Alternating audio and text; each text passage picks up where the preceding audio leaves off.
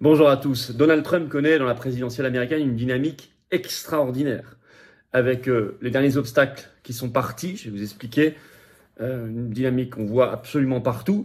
Et alors ce qui est extraordinaire, c'est que les mondialistes tentent alors d'accélérer leur mauvais coup avant qu'ils ne prennent éventuellement le pouvoir en novembre prochain, par une victoire le 5 novembre. Et on le voit dans le domaine militaire et on le voit également dans le domaine de l'OMS, parce qu'ils savent que Trump, sur ces sujets-là, est en rupture fondamentale avec l'État profond qu'il combat. Je vais vous expliquer tout ce qui se passe dans cette vidéo. Ça doit nous amener, nous, à combattre encore plus les mondialistes et le mondialisme, parce qu'ils vont tenter, là, dans les semaines et les mois qui viennent, d'accélérer leur mauvais coup. Et donc nous devrons résister plus que jamais et nous battre plus que jamais. Je reviens sur tout cela dans cette vidéo de manière très concrète dans un instant. N'hésitez pas à la partager. Pour cela également à vous abonner, si vous voulez bien, ou réabonner à cette chaîne YouTube. Pour ça, il y a un petit bouton, un petit clic en dessous sur s'abonner. C'est un clic et c'est gratuit. J'insiste, c'est très important de s'abonner à la chaîne parce que grâce à votre abonnement à la chaîne, les vidéos seront davantage recommandées par YouTube et elles vont toucher des nouvelles personnes qui vont nous découvrir. Par ailleurs, vérifiez que vous n'avez pas été désabonné par YouTube. Il y en a eu plein ces derniers jours. Il suffit d'un petit clic pour vous réabonner. Je vous en remercie. En tout cas, merci de comprendre l'importance vitale de s'abonner à cette chaîne plutôt que de ne pas s'abonner. Nos rendez-vous. Alors, vous savez, il reste quelques heures pour s'inscrire. Mercredi 6 mars, ce mercredi, la réunion publique le soir, Européenne 2024, Tour de France de la Liberté, à Lons-le-Saunier dans le Jura. Il y a toujours le formulaire d'inscription sous la vidéo en description.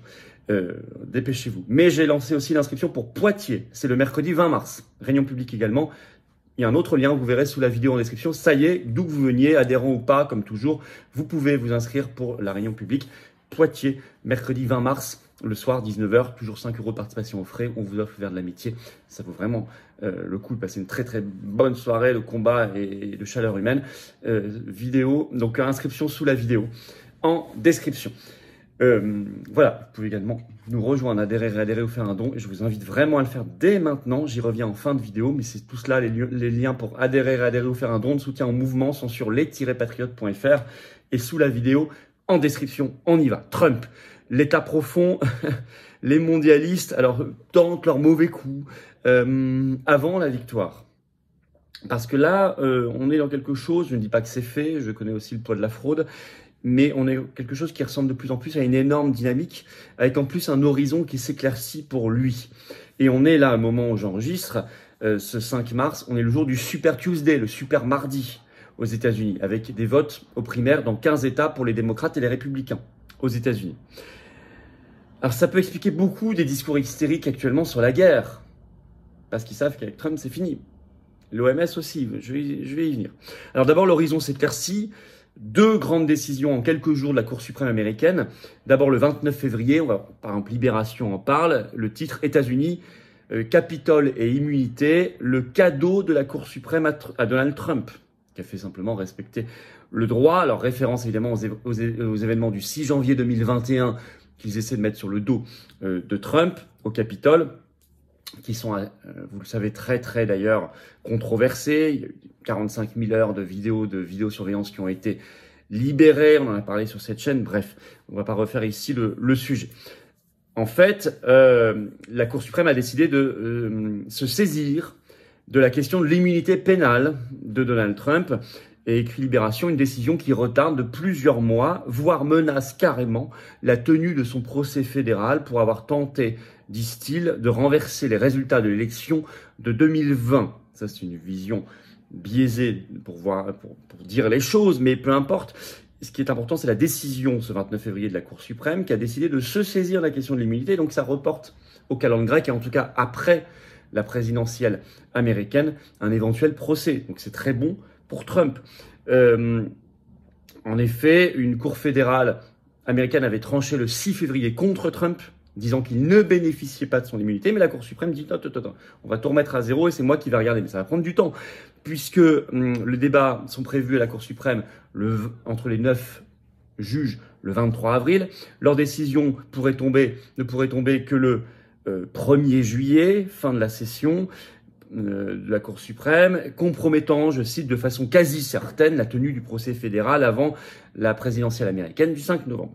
Deuxième décision encore plus récente de la Cour suprême ce 4 mars, victoire de Trump devant la Cour suprême qui rejette la décision d'un État, le Colorado, qui le 18 décembre dernier avait déclaré Trump inéligible à cause du Capitole.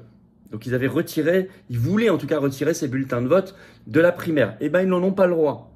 Même Le Monde écrit c'est une victoire pour Donald Trump et en plus la décision a été prise à l'unanimité des 9 juges sur 9.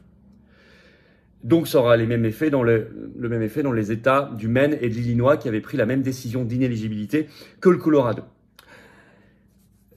La Cour suprême a tout simplement décidé que Trump n'était pas inéligible et que ses bulletins de vote devaient bien être présents et qu'il pouvait concourir à la présidentielle américaine en commençant par les primaires. Il se trouve, ça tombe bien pour lui, qu'il est dans une dynamique extraordinaire, aussi bien dans les primaires internes que par rapport à Biden, dont manifestement il se confirme qu'il sera bien le candidat démocrate puisque son médecin vient de dire qu'il était apte à être candidat. Bon, c'était le dernier obstacle éventuel. Alors, ce 2 mars, Trump a remporté les primaires dans 3 nouveaux États, Idaho, Missouri, Michigan. Il avait déjà remporté la Caroline du Sud. Dans le Missouri, il a même remporté 100% des caucus, des sièges, comme on dit, organisés par l'État. Il a connu une seule et unique défaite ce 4 mars dans les primaires. C'est dans le petit État pour les républicains de Washington, capitale. Pourquoi Parce que donc il a perdu face à la seule candidate encore en lice dans les primaires, Nikki Haley, par 37% contre 63%. Mais on estime dans cet État qu'il n'y a que 22 000 républicains. Et c'est un État démocrate de toute façon, donc ça n'a aucune importance. Très largement, en 2020, il avait voté à 92% pour Joe Biden contre Donald Trump. Ce qui a fait dire à Trump qu'il a raillé sa concurrente Nikki Haley en parlant d'elle comme la reine du marais dans le sens le marécage qu'il veut drainer, le marécage de Washington. La reine du marécage. On peut se demander d'ailleurs qui a vraiment voté à ces primaires, parce que ce sont vraiment des républicains ou des démocrates. Bon, en tout cas, ça n'a pas beaucoup d'importance.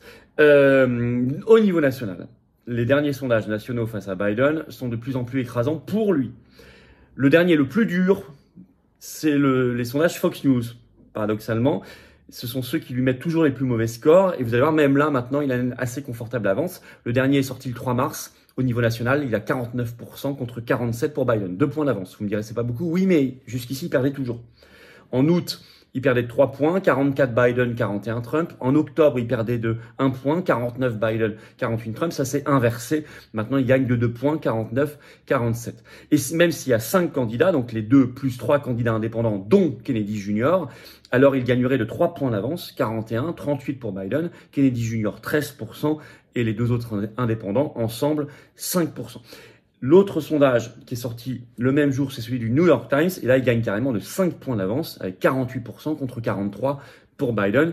Europe 1 a écrit le 3 mars que c'est, je cite, une marge considérable. Considérable. Au même moment, en 2020, si on compare par rapport à la présidentielle passée, il était perdant dans tous les sondages face à Biden. Quel que soit le résultat à la fin. En tout cas, là, il est gagnant dans tous les sondages et son avance ne cesse de croître. Alors, d'où l'intensification des discours et des actions mondialistes. C'est un peu le sauf qui peut. Ça court un peu dans tous les sens parce qu'ils ont peur de ce qui va se passer dans quelques mois pour eux. Premier domaine, dans le domaine militaire. Les bellicistes, les faucons craignent beaucoup la victoire de Donald Trump. Je rappelle qu'il n'y a eu aucune guerre pendant son mandat, 2016-2020, contrairement à 8 ans d'Obama avant et 4 ans maintenant de Biden après. Donc, accélération de l'état profond pour essayer de rendre certaines des dérives inévitables. Car Trump a déjà annoncé qu'il était pour des négociations de paix, qu'il arrêterait d'envoyer de l'argent et des armes à l'Ukraine, et qu'il était même contre l'OTAN. C'est sa fameuse sortie qu'il a faite en meeting en Caroline du Sud le 10 février dernier contre l'OTAN.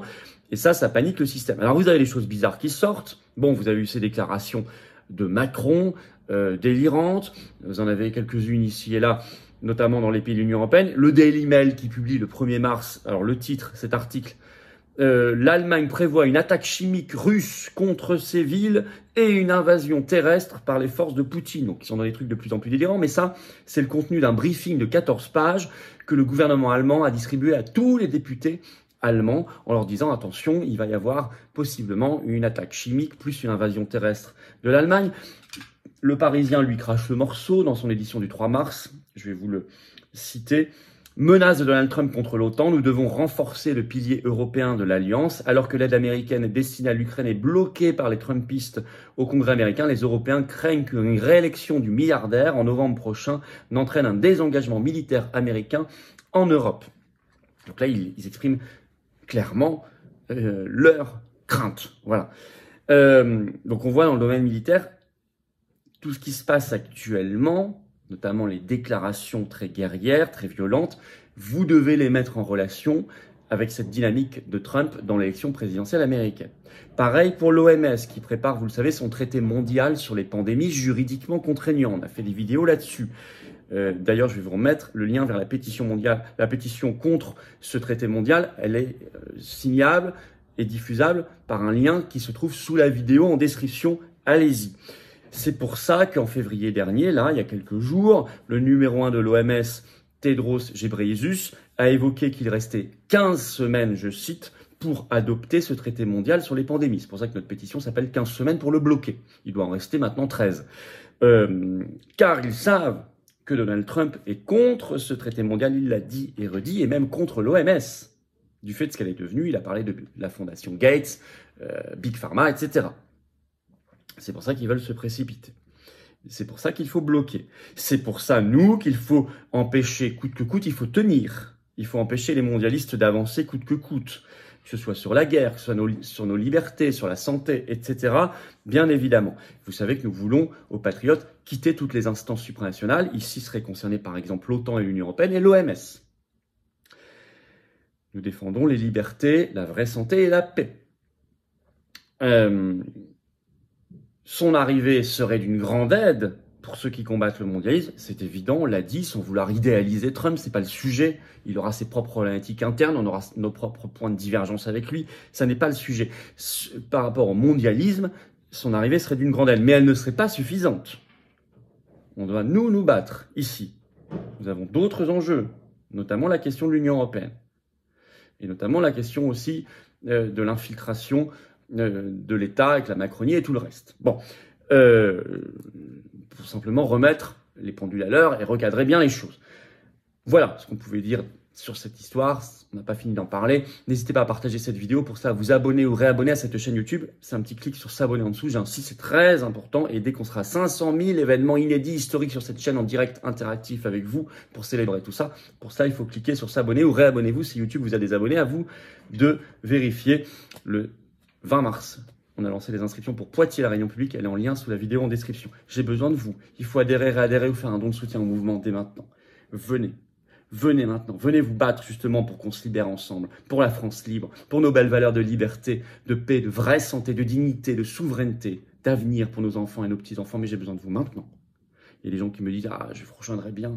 On verra pendant la campagne des Européennes. » Oui, je serai tête de liste. Mais la campagne des Européennes, c'est déjà maintenant. On verra en 2025. Non.